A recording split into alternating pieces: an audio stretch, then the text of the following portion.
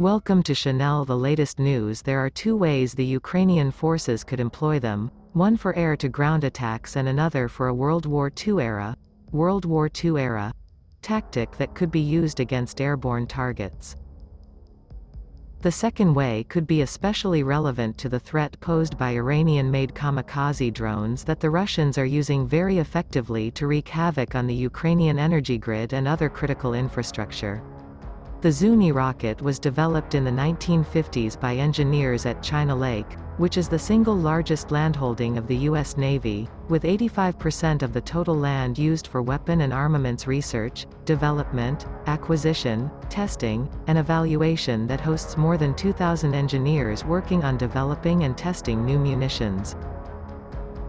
Zuni rocket is an improved version of the high-velocity aircraft rocket, HAVAR, also called the Holy Moses, used as an air-to-surface weapon during World War II.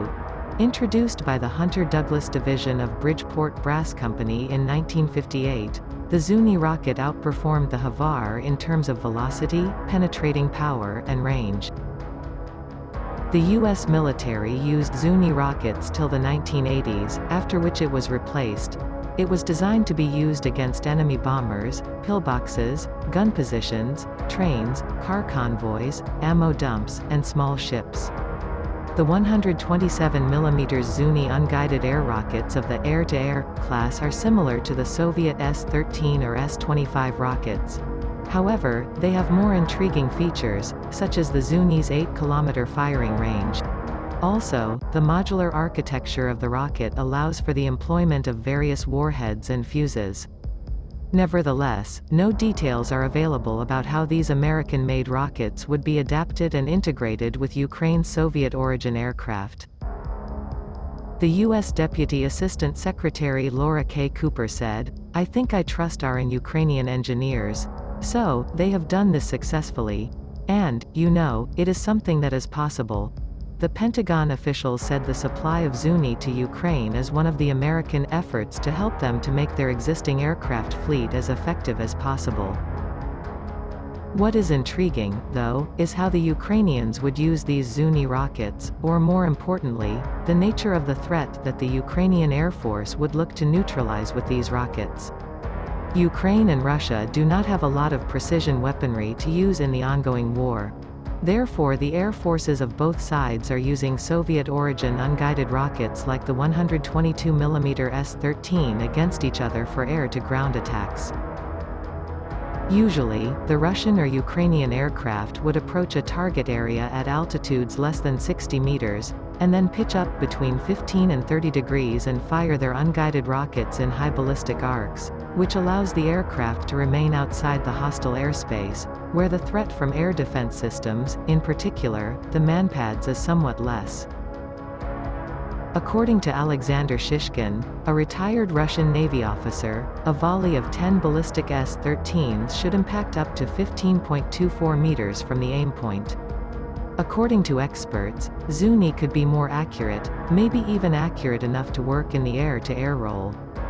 As stated earlier, the Zuni rocket could be equipped with various fuses, including a radar proximity fuse such as the M414, which causes a Zuni to explode when it passes within 12.19 meters of a target.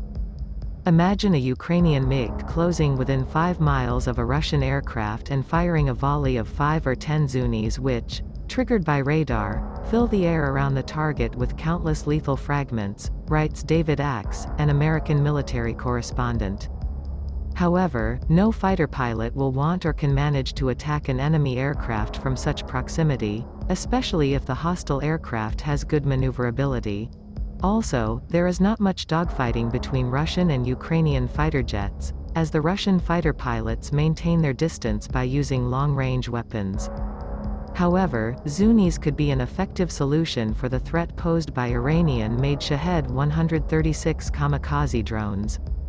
Since early October, Ukrainian fighter pilots have also begun engaging kamikaze drones employed by the Russian military to bombard Ukraine's key military and energy infrastructure targets. A Ukrainian fighter pilot, going by the call sign Juice, said in an interview recently that it is tough to search and track Iranian-made Kamikaze UAVs and then engage them, especially in a Cold War-era fighter like the MiG-29. Juice explained that it is challenging to generate a firing solution on a Shahed, with the picture of the drone on the radar screen appearing similar to a flock of birds or even a truck moving along a road. Also, the Shahed is not very hot, meaning it does not give a powerful infrared signature. Weapons available to MiG-29 pilots for engaging Shaheds include the heat-seeking R-73 air-to-air missile and the radar-guided R-27R missile. The heat-seeking R-73 does not work in clouds, while the limitation of the seeker onboard the R-27R missile forces the pilots to approach the drones at close range, which entails risks. Lacking weapons to engage these drones at large distances, the pilots have to get dangerously close to their targets, and because of this, at least one Ukrainian fighter jet went down after it flew through the debris of an exploding Shahed that it shot at. The radar-fused Zunis could allow Ukrainian fighter pilots to engage these drones more safely from a distance. During World War II, Nazi Germany used several fighters firing unguided rockets in the air, and the U.S. Air Force, USAF, for a brief period in the 1950s, had a Lockheed fighter called F-94C Starfire whose only weapons were unguided rockets fitted to pods in the nose and on the wings. That said, it is only a matter of time before the Zunis arrive in Ukraine, and we will soon find out how the Ukrainians put them to use in their ongoing resistance to the Russian invasion. The United States has pledged to Ukraine a consignment of Zuni unguided rockets. There are two ways the Ukrainians could use them: firing them from the air at targets on the ground, or from the air at targets that also are in the air. The latter tactic was all the rage in the 1940s and 50s, but it still could work today, especially against drones. The administration of U.S. President Joe Biden announced the Zuni transfer last week.